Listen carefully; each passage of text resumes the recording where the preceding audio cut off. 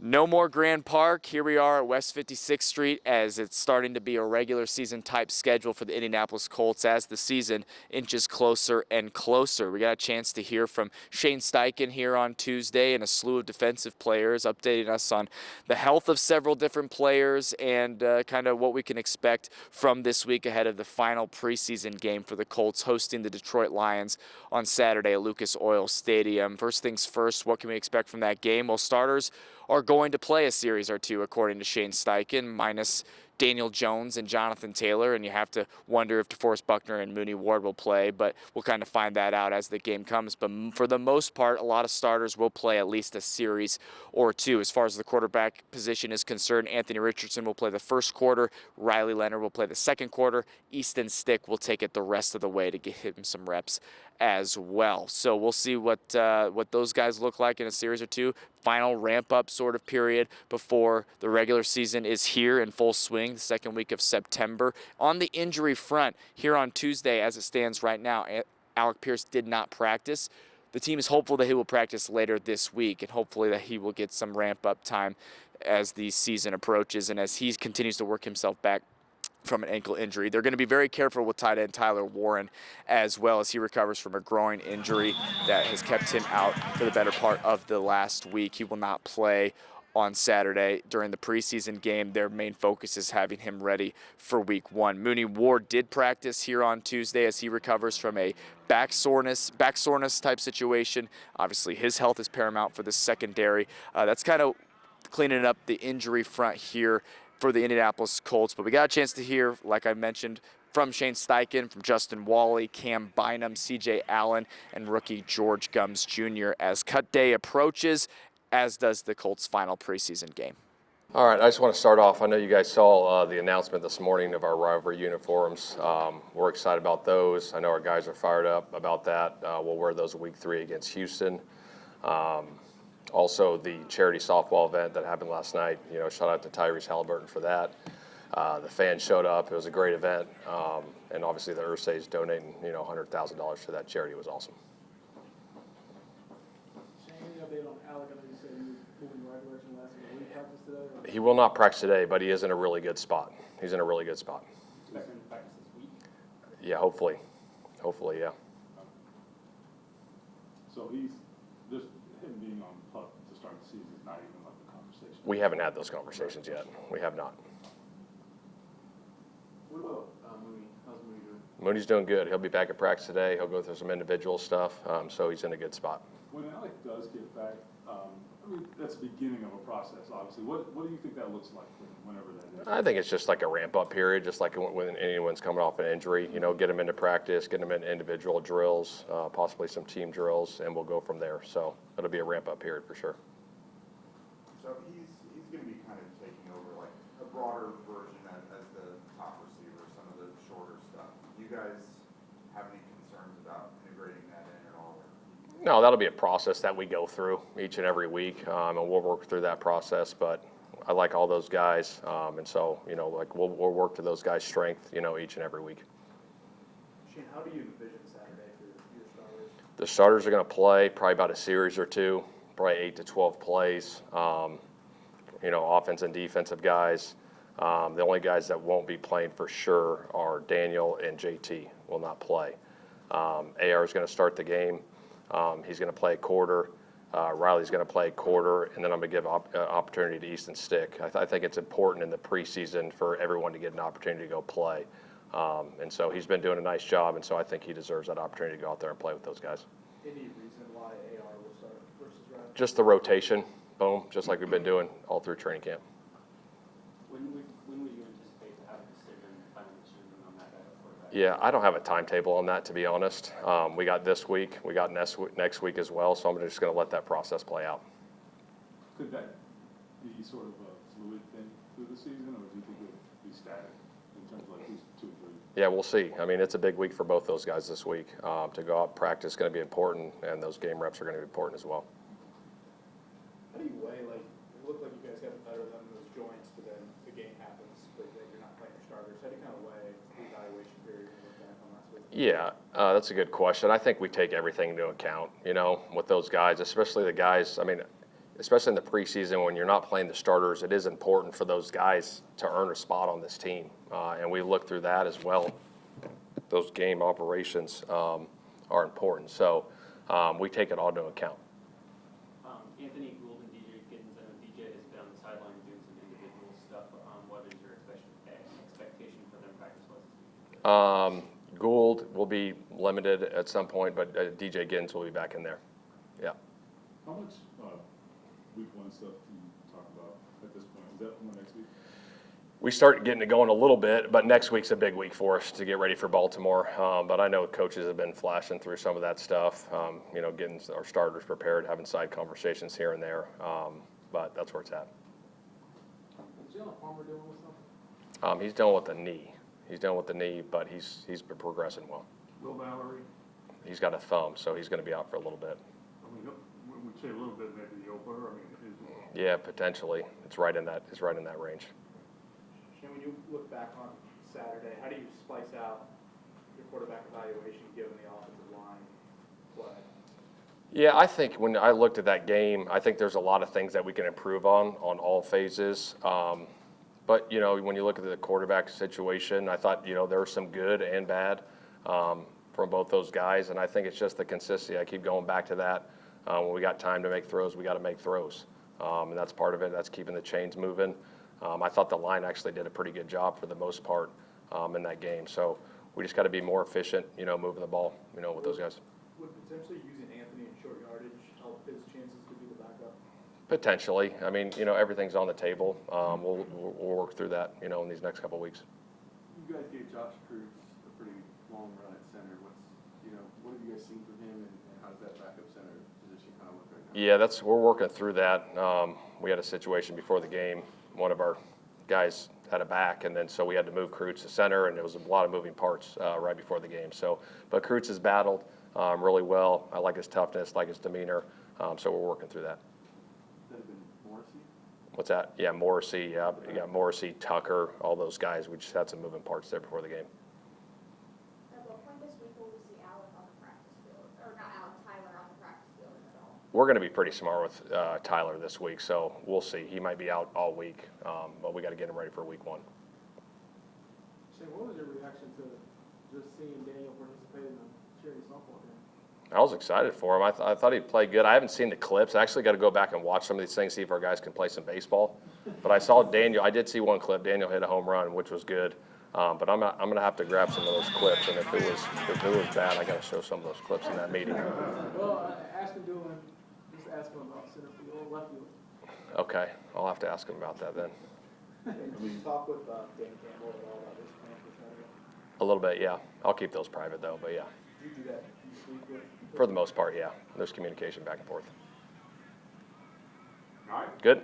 All right, thanks, Ash. And what's the communication process been like for you, kind of learning that and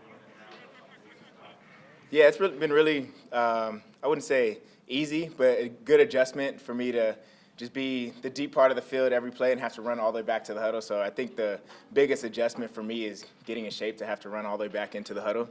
But no, it's been good just being able to have the voice on the defense and be able to, be that mode of communication for everybody. And it's something that I'm used to just because I feel like no matter what the play call is in the huddle, I always reiterate it with the DBs just to make sure that we're always on the same page. So really nothing has changed except me being in the front of the huddle now.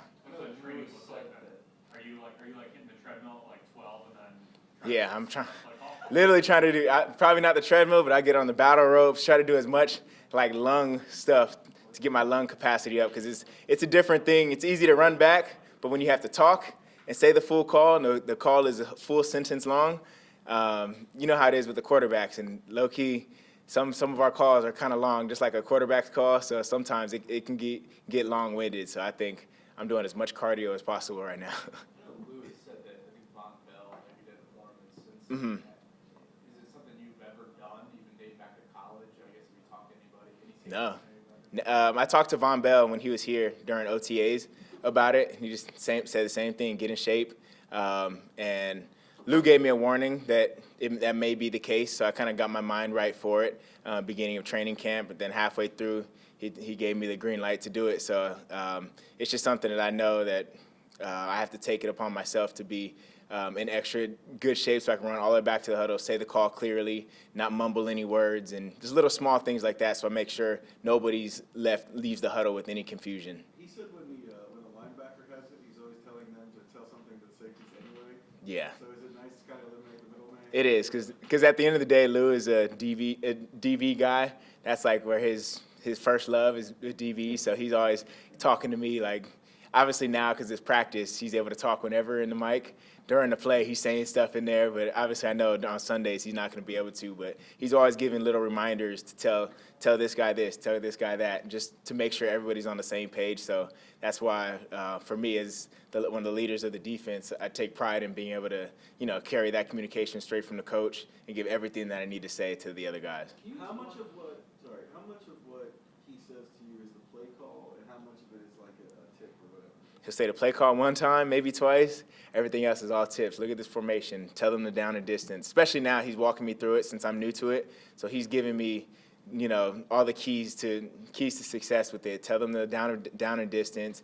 Tell them the situation. If it's 2 minute, tell them this, and that. If it's fourth down or third down, tell them like what we're expecting to see. So I think he's doing a really good job of teaching me like how a typical green dot would do it, especially not being the linebackers. Sometimes I have to talk to the D-line, and it's something that I've probably never had a conversation about the fronts or a blitz pattern or anything. So I have to be able to learn those things myself to be able to, so it's not, it's not some random words that I'm just spitting out from coach. It's something I can understand too. I was going to say, has there been any time where he's been like, wait, I don't know what you just said?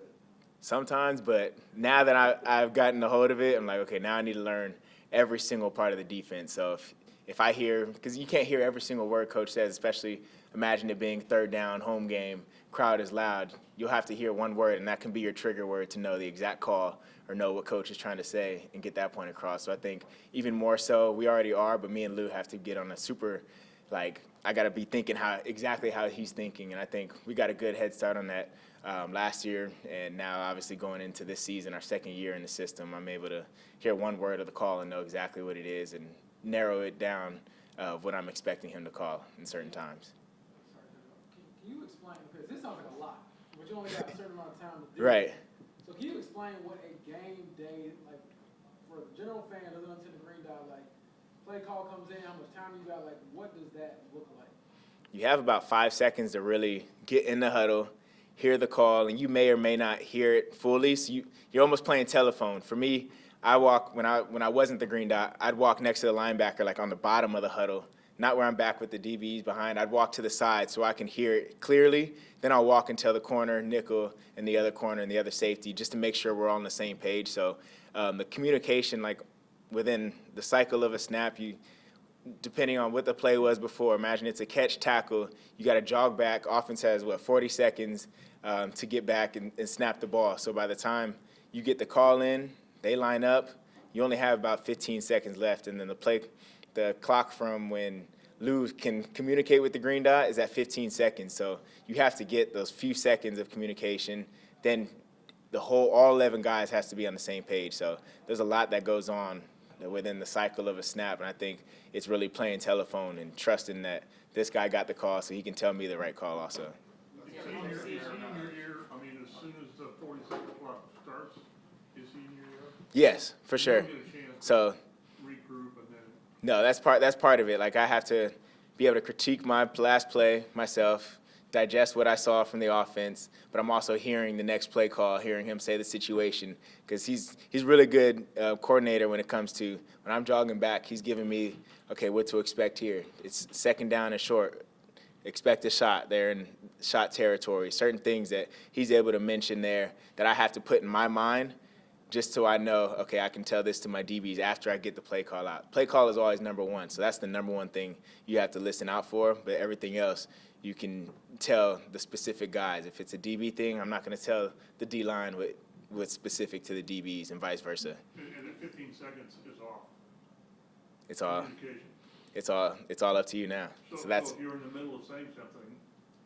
that's why you just got it. That's why I mentioned you have to know the buzzwords of if it's the front, this front is always accompanied with this call. And when you know the defense and I know Lou well enough to where I can expect what he's calling on third down. So if I get a certain front and it's third down to 7, I know these few calls that he'll have on every 3rd and 7. So I think it's also my job to be able to be super close with Lou, knowing what to expect from him. So I think we got a good head start on that last year, me just getting closer to him and us having our meetings every Friday or Saturday, just going over the game plan. I think that's something that will continue this year so I can know exactly how he's thinking. We've seen it throughout training camp, and then he was on the field for a couple games last year. Mm-hmm. Sauce Gardner's impact on the field for this team. Right. How would you describe his impact in the locker room and off the field for you guys since he joined in November? Yeah, just being somebody that's accomplished so much and still very intentional on how he practices, how he communicates out there. So I think obviously the accolades carry a lot of weight, but it's more than just the accomplishments that he's made on the field. He's a leader off the field when it comes to talking to the younger guys, coaching something up, warning the young guys during a preseason game, simple things like that, him being a good teammate, standing up during a preseason game, coaching up the DBs when they come to the sideline, telling them what to expect. I think that's something that you may or may not get from a superstar like him, but ever since day one, he's come in and has been really intentional with it, and I think the people follow just because obviously we all know, everybody's known who Sauce was ever since he got into the league and had a lot of respect for him, what he's done in the league, but coming here and being as intentional as he is and practicing hard and, you know, being a good leader and a good voice in our DB room. Hey, last one here. Do you feel, I guess your career has evolved a bit. Do you feel now, a handful of years into it, your body needs the preseason, like to play the game? I would say no. I would, just because you said need. I don't think we need it, but it's always the battle of, you know, it'll never hurt you. Obviously, unless you're physically hurt, and we pray that never happens, and it's football at the end of the day. But I feel like when you get to a certain age, you've had so many reps under your belt to where if it was week 1 tomorrow and we had to go play Baltimore, I'd be ready just off of the reps I've gotten, the mental preparation, the physical preparation. I think everything we've done in our career, after a certain point, it's like riding a bike. But obviously, like I said, it won't hurt because reps are reps, and game reps are different than practice reps where you're tagging up, getting full tackling. I think tackling is always the biggest thing when it comes to getting used to for the season. So I think it is productive to play in the preseason, but I wouldn't say you need it. So I think that's the key where you don't need it, but it's always productive for sure. So if Coach says, do you want to play Saturday, you say, We're rolling. want, do you want to play? Yes. Yep. Yep. Thank you, guys. Justin, one thing we're talking about with Lou, and actually Kevin was asking him about it the other day, your ability to play through the entire catch. Where do you think that comes from, and how much of an emphasis is that in your game? Because we saw it like in Drake London in the joint practice where like it looked like a catch probably for 2 seconds, and then the last second he break it out. Really started in college. You know, when I was in college, we really emphasized on finishing the play, playing through the hands. You know, we worked on it kind of every day. I was joking with the guys about it. I was like, when I was in college, we literally did that drill every single day and really emphasized it and kind of carried over now that, you know, the play's never over to the players on the ground or the ball's on the ground. So I just try my best to finish every play like that.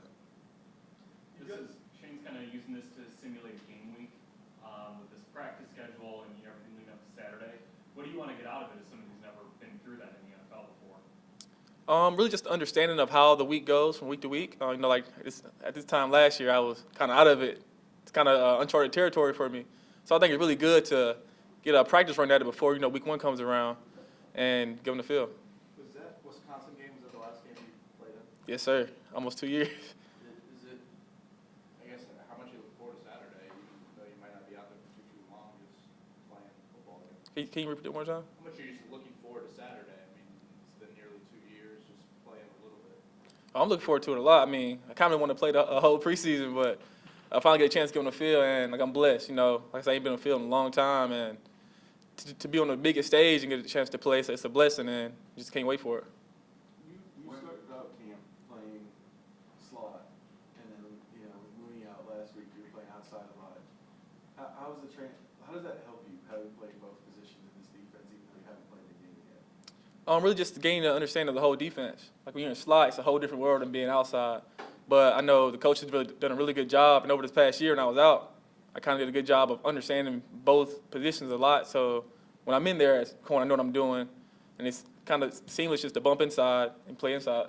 Is it, well, which one's easy? Is it easier outside because you can get your hands on them a little quicker, or? They both come with a different set of challenges. I wouldn't say one's easier than the other one. It's kind of, when you're outside, there's a lot more covering. A lot of different receivers you'll see out there. The inside, it's a lot more, run fit. You got to know a lot more. You got to communicate a lot more. So it's just different worlds, and, when you understand defense, you got to learn how to balance both of them. So we were talking to Cam about how he's wearing the green dot and he's kind of calling the defense. What makes him a good communicator? How have you kind of, I guess, gotten behind him as the green dot guy? Well, before he had the green dot, he was the one talking the most on the field. So now that he has it, for us, we're kind of like, we're comfortable with it because he always was the voice. And now in the huddle, he's the guy, giving out the calls and stuff. So it helps us a lot because we were kind of used to him being the voice of the secondary for last year, too. Just in returning to game action, what do you anticipate most, whether it's about returning to play or just returning to an entire game day routine itself? Really everything, the entire experience. I ain't played in a minute, so just to be under the lights, be in front of a full crowd, get on the field with your brothers, going full speed, full at it, I think it's going to be pretty fun. Kim was telling us earlier this afternoon about what Sauce Gardner is like as a leader, and said that he's really intentional about working with guys on the field, off the field, especially in this training camp process. What has your experience been like working with him, and how has he helped you grow as a cornerback? I think one thing he does really well is communication. Like in walkthroughs, he's always talking through routes, formations, and he's really intentional about things he do. There's never a play where he just takes off and just does his own thing. He kind of holds on the details, and we have a all-pro guy that does the small things right. The younger guys like me look up to him and like see what it takes to be all-pro and why he's so special in this league. I didn't really know much. I just kind of knew he was a really good player, but as a person, I didn't know anything about him. But being around him every day, you kind of get to understand his personality. He's a real good guy to be around. All right, thank you, guys. What's it kind of been like trying to get up to speed while missing practice and all that? But I mean, have you had to do extra stuff on the side and meetings and what have you? How have you tried to kind of stay up to speed? Oh, I mean, no doubt. I mean, I think everything around here is filmed as far as like the walkthrough and the practices. So just making sure hey, I'm honing in on that. Even though I'm not actually taking the rep, but watching the guys in front of me that took that rep, 'cause I might get that same rep, or just trying to know what I do. Now there's been a few days. How do you look back at your experience on Saturday? I mean, it was good being out there playing football. I mean, anytime, I know for me, I know I missed a little time, man. So anytime I'm out there playing football, man, and strapping my helmet up, man, it's a blessing. So, man, it felt good being out there. What things did you look at and say, okay, all right, this is where I did all right, and this is where I need to improve? I think just overall, just the game, just playing football. I mean, I think you always can get better at that, man. It's nothing that you can say, hey, I did perfect, man. It's always room to improve. Is it frustrating knowing that, just having to sit out a couple of weeks has kind of maybe put you in a rotation where, it looked like you're probably going to be starting right out the gate? Man, well, if I was starting, it don't matter how that situation might look, man. I'm still going to show up the same way and work hard and control what I can control. I don't look at it like that, man. I just, like I said, control what I can control, show up to work. We were talking to Cam about him wearing the green dot. What makes him a good communicator in your eyes? I think he's just always talking. He's you know when Cam's back there talking and stuff and just getting guys on the same page and over communicating. You and Bryce alternated with Austin and Jalen throughout the game for a while. What was feedback like between, I guess, both pairings of what you guys were seeing throughout the game? Well, just stay on top of our keys, knowing what to expect, different formation, different alignments, and personnel, knowing when this certain tight end's right here, he might go back and how deep he is. So staying on our keys, just stuff that we go through on the linebacker room daily. I'm sure that's unique, but being the preseason and not being live regular season, was that like a positive experience? It's kind of like a warm-up to things? Yeah, for sure. You can say that, getting that out, getting that in your system, getting that under your belt. So anytime you get to scrap it up against someone else, it's always good. Thank you. I appreciate y'all. Hey, Bell, so what was it like to just play again? You do all this prep going into the draft, and you got to run 40 or whatever, and then you play and actually have tape to kind of base your game off of it. It definitely feels good to go out there on the field and play. You know, it's always a great feeling to put that helmet on, strap up, put your pads on, to go out there and compete. So that was my biggest thing from last time. Just getting transitioning from that combine and all the jumps and just getting back into my playbook and get ready to play some ball. So that was big for me. I know we talked after you were drafted about how much of your college experience was just transitioning from new position to new position. Now that you've been integrated into an NFL franchise, gone through the offseason work, gone through training camp, where do you feel like your game has evolved most as an edge rusher? I'd probably say just getting better at the little things. Just detailing looking at the film and detailing, going off of that. Just getting with my coaches, seeing what I could do better. Just being more intentional with like the little things I could do better as far as footwork and hand placement and stuff like that. I would say. George, now having a few different joint practices and multiple preseason games, where have you benefited differently from each of those experiences? I feel like I probably benefited just like getting different looks. It's not like in college where you go against your teammates the whole all season. Then the first different look would be your first week one. So I just feel like the joint practice was good for me because I just got a chance to go against different tackles. See myself against different talents and different like skill sets. So I feel like that was the biggest thing for me. George, with this week being the last week before roster cuts across the league, you anticipate it being an intense week of practice and the game as well on Saturday with everyone who's fighting to be on the three-man roster? Yeah, shoot. Well, I beg your pardon one more time. Yeah, sorry. Do you anticipate it being an intense week of practice in the game with roster cuts coming this weekend and everybody wanting to be on that final 15? Yeah, no doubt. I feel like it would be definitely a good intense practice, a good intense week for this upcoming game. Everybody scratching for that 53-man roster. So I definitely agree with that. Defensive line plays so like unit-based, like you guys are all kind of working as one. But in practice, when it's like one-on-one reps versus an individual offensive line versus like 11-on-11 when it's live play, do you have like a different mentality in those? Like, are you working on crafting something specifically in one-on-ones? Like, how do you? The way I kind of approach one-on-ones is like it's like you said, it's very different. You in gameplay you want it's a 4-man rush or a 5-man rush against their 5 or whatever protection they have.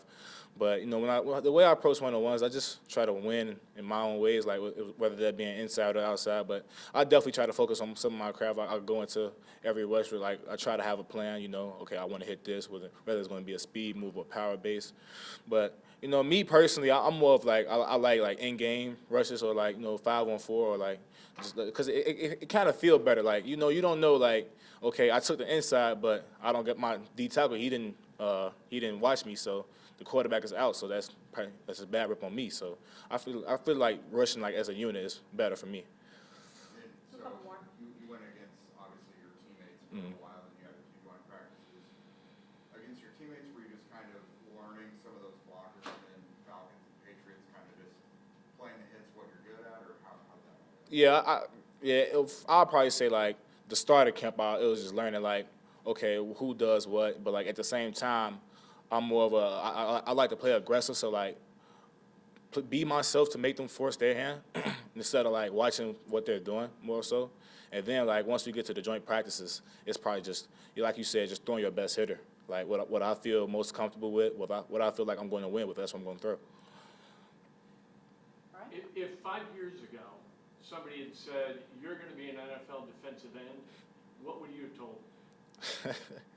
5 years ago, I was freshman, sophomore year of college. Yeah, I was still a walk-on, so I was still a walk-on at Northern Illinois. So I'll be like, kudos to me, because right now we still trying to work up that depth chart. I'm probably the 7th, 8th man on the tight end. And yeah, so it'll definitely be a shocker hearing that. Yeah, so insightful stuff from not only Shane Steichen, but a slew of Colts defenders. I mean, you got George Gums looking to make the roster. You got Justin Wally, hasn't played in 2 years. but he sure looks like he's played recently, no question about that. And then Cam Bynum with the green dot, I thought very insightful from the defensive players there. But let's start here. Jake Arthur of Locked On Colts Roundtable Sports joins us. Okay, positive update on Alec Pierce, not practicing here on Tuesday, but hopeful for this week. PUP not being considered. I think that's where my mind was wandering, potentially, so that's a good update. Yeah, because, I mean, now you're working with the fact that they're still targeting week 1 instead of him being out several weeks to start the season. Right. So that's obviously good. There's going to have to be a ramp-up period. Obviously, he's stepping into a new role and has not stepped on a practice field in any official capacity in several months, since March. Right. So there's going to need to be that ramp-up period. I think this is where the Keenan Allen of it all comes into play. Yes. Because, before they signed him, Alec and Josh Downs and Tyler, they were all going to kind of have to piecemeal that together and fill that void. Well, now it doesn't really put that much on Alec. I think he can go out there and just be the guy that they've known him to be and work in some of the extra stuff around it. Yeah. So he can still be vertical Alec Pierce, all they need him to be, while some of the other stuff comes about. But yeah, that's certainly one of the more positive developments, and I think everyone can kind of breathe a little sigh of relief. Yeah, the shift in roles was already going to be interesting. Yeah. Without Keenan Allen and without the injury. Now that your time to ramp up is condensed, having Keenan Allen and maybe less of that with Alec Pierce, maybe not less, but like you said, I like what you said, just he can focus on what got him the contract in the first place and how he's been improving over his career with the Colts in the first place. Okay, outside of that, still no official designation on the backup quarterback situation. All starters are going to play, minus a few, I would have to imagine. I mean, Shane Steichen saying Daniel Jones and Jonathan Taylor won't play. I have to wonder about DeForest Buckner and Mooney Ward as well. Yeah. You know what I mean? So we'll see what that presents. But Anthony Richardson will play the first quarter. Riley Leonard will play the second quarter. Easton Stick will take it the rest of the way. What's your gut telling you on the backup quarterback? It feels a little bit like Anthony Richardson at this point. Just, I mean, if you're going off our eye test from what we've seen, I think, at least Anthony being able to run adds a little bit of an X factor. His escapability from pressure helps. Not that Riley can't do those things, but it's just a superpower of Anthony's, obviously. But the fact that Anthony's going to be getting the first quarter with the starters, I think tells you something, because they've been trying to do everything evenly and everyone gets the same opportunity and all that. And Riley's not going to get that opportunity to go with the ones. Right. So, I mean, that just kind of goes to show you. And the fact that a trade hasn't transpired to this point. So they may be gearing up for the fact that Anthony will be here this season. Yes. It certainly feels that way. Yeah, unless something comes up, they need to field the best quarterback situation possible. And, I mean, Anthony has played more in the league than Riley has to this point. Yeah, no question about that. It's going to be interesting. We'll probably get an answer on that, I would imagine, after this preseason game as we get closer and closer to the start of the regular season. All right, Jake, cut days are coming up. Is there anything on this roster you think would surprise people as far as maybe someone not making it? I've seen some projections out there, and it feels pretty – a lot of it makes sense to me, maybe save for some cornerback depth there. Yeah, I think corner could be pretty interesting because for a while we kind of considered Mekhi Blackman and Jonathan Edwards were probably locks as like the next corners up. That's maybe a little more shaky. I don't think those guys have necessarily had the best preseason. No. You could see kind of a more obscure player where the common fan may not recognize him, like a Trey Washington make the roster. Maybe Coleman Owen makes it over like Deion Burks and Anthony Gould. So you could see some surprises there. You always have to remember, you may see a guy make the roster who doesn't really factor into offense or defense at all. It's because of their special teams prowess. That is their third, portion of the roster. And some guys make it just because of that. So I think there may be a player or two who maybe surprises and makes it that way. It's going to be interesting. A couple projections I saw, like Jalen Jones off. Yeah. I don't know. That kind of surprised me, but like you said, there's a lot more that goes into it. This is Jake Arthur of Locked On Colts Roundtable Sports. When is the final cut day? Okay, so I think it's Sunday. Okay. Yeah, so they changed it this year. It's the final preseason game, which is Saturday, and then it's the next day, so Sunday at 6 p.m. Oh, wow. Got to go from 90 to 53. Okay, so it is just one day. Yeah. In They'll theory. be telling guys in the locker room, just don't worry about coming back. Maybe not like that. Maybe not that brutal, Wouldn't but want this guy to be there. They have to Right. get right to it. No, true, you do. Yeah. No question about that. It's been an interesting camp. Knock on wood, health has remained intact for the most part, I would say. Do you feel this way? The last thing. Do you feel that the Colts are playing with fire when it comes to depth? Because it feels like the first string offensively, defensively is above average. Beyond that, an injury or two could really derail things. Do you feel this way? Absolutely. Yeah. I think there's a couple spots where if you lose a guy, you're in serious trouble. Obviously, if something happens to Sauce or maybe not linebacker, but like Grover Stewart, I think they're very vulnerable right there. Tyler Warren, I think if you lose Tyler, you've got not much going on as far as pass catchers at tight end, guys you can play. Right. Running back could be interesting with Jonathan, but either of your offensive tackles, there's a couple pretty vulnerable spots. Yeah, it's interesting. That's the vibe I got. It's happy when we agree on things. Jake Arthur, Locked On Colts. Dominic Miranda here. Let's keep it locked on Channel 13, our streaming platform as well, where we're watching this, digitally speaking, as the Colts' final preseason game is in our sights, and then it's regular season time here in Indianapolis.